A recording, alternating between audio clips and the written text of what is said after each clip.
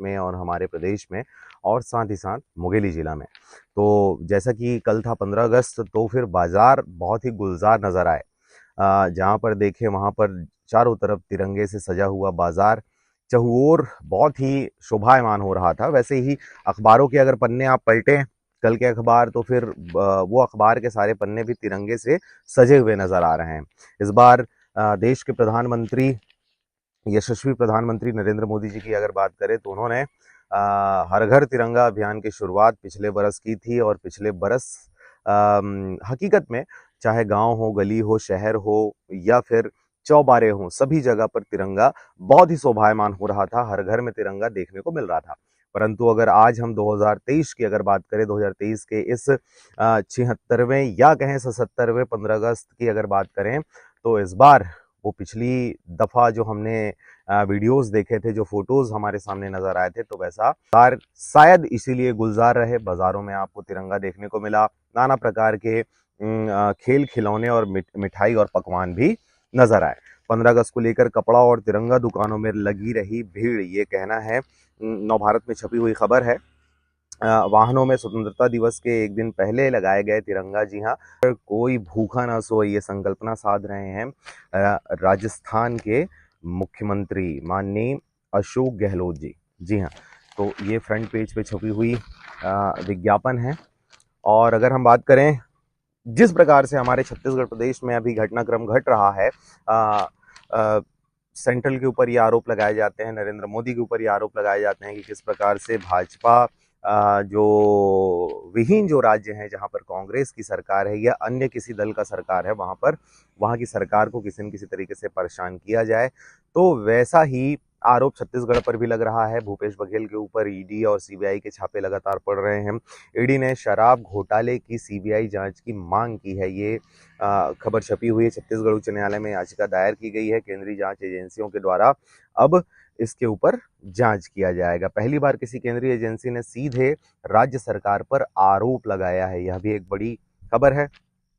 कल अगर 15 अगस्त की बात करें, तो सुबह सुबह यशस्वी प्रधानमंत्री नरेंद्र मोदी के द्वारा लाल किले में एक बार फिर से ध्वजारोहण किया गया और वहां से उन्होंने देश और देश के विकास, आगामी और दूरगामी अपनी परिकल्पना को उन्होंने साधे प्रयोग किया। जी हाँ, अगर हम छत्तीसगढ़ प्रदेश की बात करें, तो हमारे मुखिया भूपेश बघेल ने राजधानी रायपुर में ध्वजारोहण किया। अगर हम बात करें, जो उनके मंत्रिमंडल के जो मंत्रीगण हैं, वो सभी अपने अपने क्षेत्र में जाके उन्होंने ध्वजारोहण किया। इसी कड़ी में मुंगेली की अगर बात करें, तो यहाँ पर रुद्र गुरु वो आए हुए थे और उन्होंने यहाँ पर ध्वजारोहण किया। और इस दौरान मैं आपको बता दूं कि जो परेड की सलामी ली जाती है, जो अपना राज्य की बात करें, अपने ज़िले की बात करें, अपने देश की बात करें, तो हमारे पास क्या उपलब्धियां हमने अर्जित की है, किस दिशा में हम आगे बढ़ रहे हैं, किस प्रकार की हमारी परिकल्पना हमने साकार किया है या साकार करने जा रहे हैं, ये सारी चीज़ों को हम परेड और प्रदर्शनी के माध्यम से शोकेस करते हैं। तो ये सारी चीज़ें भी की गई। अगली अगर हम खबर की बात करें, तो बादल फटने से पहाड़ टूटे, नदियां उफान पर, 54 लोगों की मौत। जी हाँ, ये भी खबर है। लेकिन अगर हम अपने प्रदेश की बात करें, तो औसत से कम वर्षा यहाँ पर हुई है। इसीलिए यहाँ पर जो किसान हैं, किसानों का राज्य कहा जाता है छत्तीसगढ़ को, वैसे देश भी किसानों का ही है। तो यहाँ पर हमारे छत्तीसगढ़ में औसत से कम बारिश होने की वजह से अभी सारे जो खेत हैं, जो धान के फसल हैं, वो सभी सूख रहे हैं और लगातार बिजली की यहाँ पे संकट सी आन पड़ी है। लगातार बिजली की कटौती हो रही है, बोर खराब हो जा रहे हैं, इसलिए फसलों को काफी नुकसान भी सहना पड़ रहा है। कई जगहों पर भारी बारिश, जैसे कि ये खबर निकल कर सामने आई, देहरादून की खबर है ये। देहरादून में वहां पर बादल फटने से 54 लोगों की मौत हो गई है।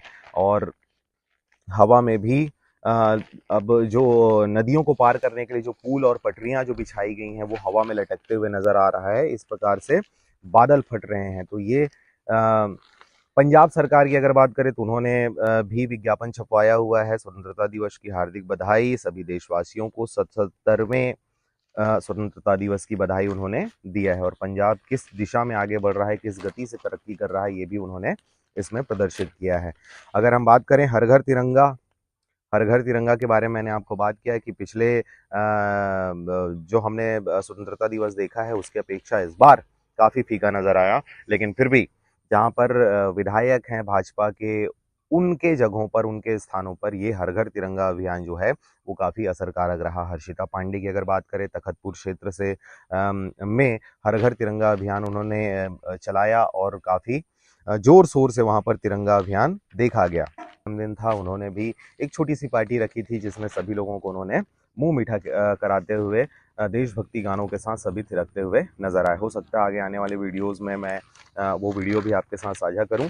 बाकी अगर आगे की अगर बात करें तो दिसंबर तक सताएगी ऊंची महंगाई, आरबीआई दायरे से फिर बाहर, जनवरी से राहत की उम्मीद ये जताई जा रही है। जी हाँ, ये खबर निकलकर सामने आ रही है।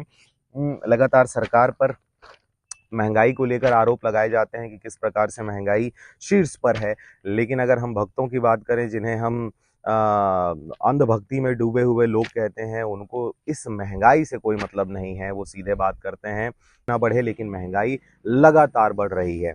गैस के दामों की बात करें, पेट्रोल डीजल के दामों की बात करें, सामानों की बात करें, हर चीज़ महंगा।